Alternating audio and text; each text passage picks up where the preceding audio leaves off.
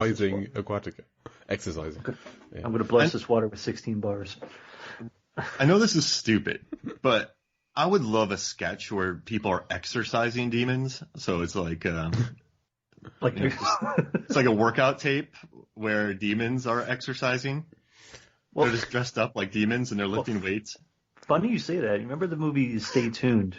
Was 1992, and it had that the commercial, the workout show called The Exorcism, or The Exorcist, or something like that. And it's the woman. She's like, "Oh, now a head turns," and the guy bursts into flames, and then was like, "Okay, now pause, relax, and vomit." And the whole thing was like a whole show about exercising demons, I guess. Sorry, all my ideas done. Sorry, Mark. I know all the good ideas were taken by Peter Hyams in the early '90s. So I had an 80-page treatment for that. Now I just got to throw it out. I know. So hey Jay, you did actual math for this. Let's and we always somehow get to your stuff in the final minute of the episode when we're trying to end things. My final thoughts are just a reel of the things I've been researching. So yes, we see we see the plan being put into action here, where Carter and Susan go to the supply closet that we saw Carter and Scoggins with in an earlier scene. There's a lot of callbacks, a lot of payoffs to things that were set up in earlier scenes here. So we get the spear gun, we get the flares, which Brenda was using, Towel was using earlier. The boat battery, we haven't seen the boat battery in a previous scene, so I feel like that should have been mentioned somewhere else. Anyway, they go and get the flares, they're emptying the flares into the spear gun to blow up the shark, and Carter says that we ought to get about 2.5 sticks of dynamite out of these flares. So I went on a deep dive into how much gunpowder, because gunpowder in the flares, how much gunpowder would equate to 2.5 sticks of dynamite. And I did a lot of research on this, and I'm fairly certain I'm on several watch lists now for the amount of research I've been doing into how to make flares, how explosive dynamite is, where I could buy flares, because I thought, try and find research in there. So 2.5 sticks of dynamite. A stick of dynamite has about 1 megajoule of energy to it, which is, for comparison, a Russian F1 grenade has about 4,000 joules of energy, whereas one stick of dynamite has 1 million joules, which is the amount of energy you'd need to lift a 1 kilogram weight, about 2.2 pounds, to a height of 100 kilometers, so about 62 miles. So it's a lot of energy. 1 million joules is a lot of energy. 2.5 sticks of dynamite, 2.5 million joules. It's a lot of energy. In one of these flares for the Heckler and Koch P2A1 flare pistol, also seen in the likes of Jeepers Creepers 2, Mission Impossible 3, Flight of the Phoenix, the remake. Lots of films have used these kind of flare pistols. We saw it earlier in the film when Brenda was launching them. He grabs a box of about 10. He grabs a box of 10 flares. Each of these has about 2.8 grams of gunpowder in, which is about the weight of 2.5 paper clips. It's nothing. For the equivalent firepower he'd need for 2.5 sticks of dynamite, he would need 833 grams, which I looked up the density. Which 833 grams is about the weight of 2 of Preacher's parrots, if that's any help. And size-wise, about 4.5 Rubik's cubes of size he would need of gunpowder, which he's not going to have in these 10. But this is fine, because the amount he has got, all 10 flares, about 28 grams, that's 84,000 joules of gunpowder, which is plenty enough to destroy a shark. 30,000 joules would knock down a wall. So he's got 2.5 times that amount of explosives. I don't know why he's saying 2.5 sticks of dynamite. He doesn't need that much. That would blow up the entirety of Aquatica. Yeah, it seems like overkill. It would be immensely overkill.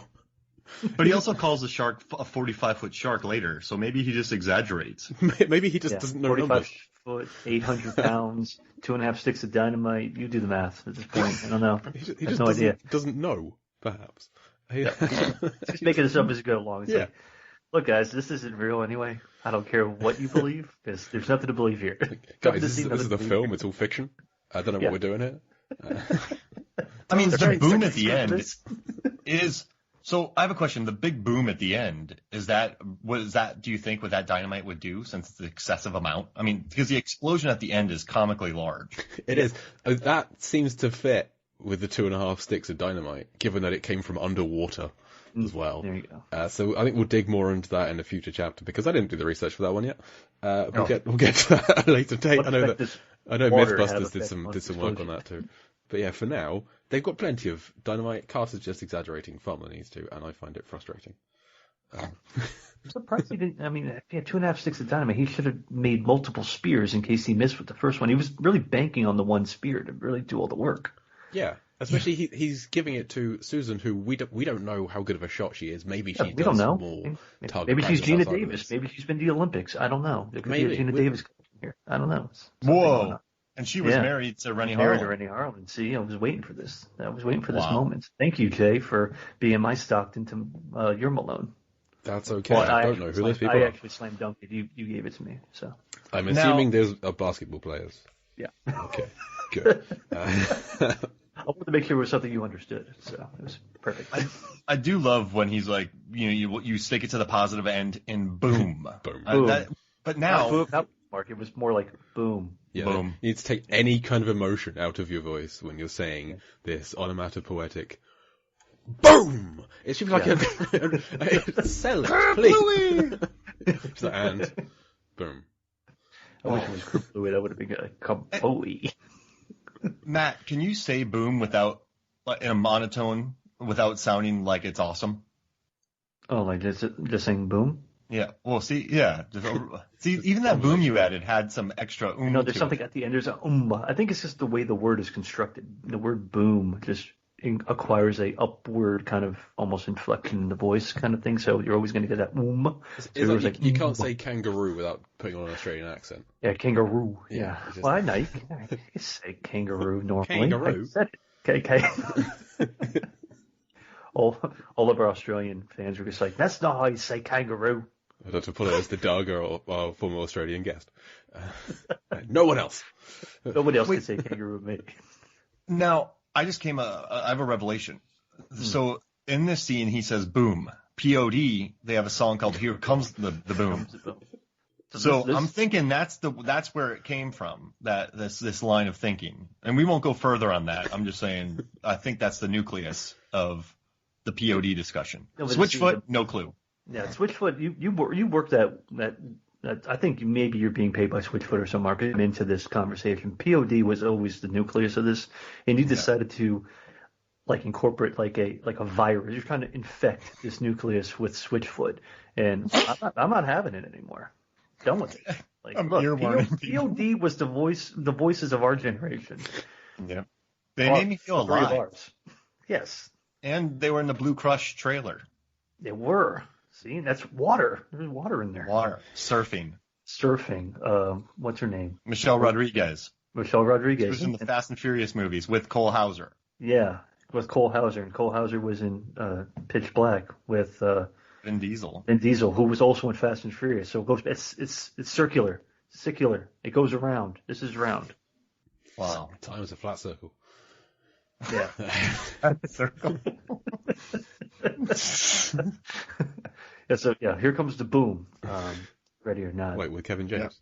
But there was also Saliva who had the song Click, Click, Boom.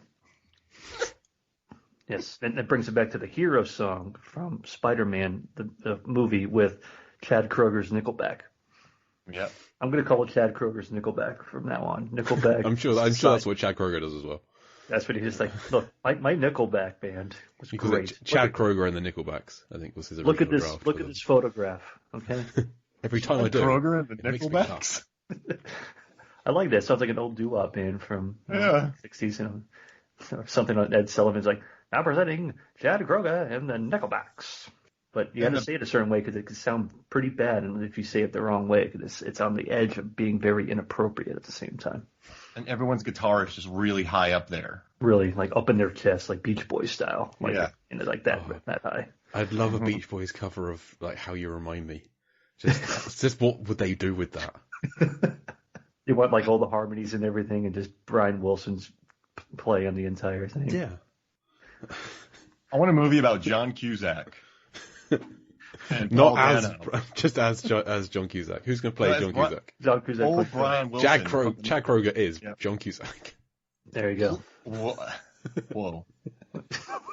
Directed by Alexander Payne, of course, because we have the familial kind of weird relationships that he's going to have with himself. And you know what? There's a movie called Love and Mercy about Brian Wilson and the creation of Pet Sounds, and Giamatti's in it. Of course he is. Who's also in the uncut version of Deep Blue Sea, just trying to get his boys back home. Yeah, and the Skater Boy film.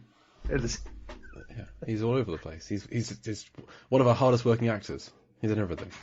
It's hard to keep this balance of like callbacks to the show that's been happening for the past like 45 minutes. Yeah. Collectively. Also, that's a callback to our second episode. There you go. See, man, from episode 2 to episode 29, what a waste of time. Nick Rehack. Yep. He helped us come up with that from the French Toast Sunday crew. Uncut Giamatti. God bless Nick Rehack. Rest in peace. I feel like Nick needs to be in these films as well too, in the Chad Kroeger biopic.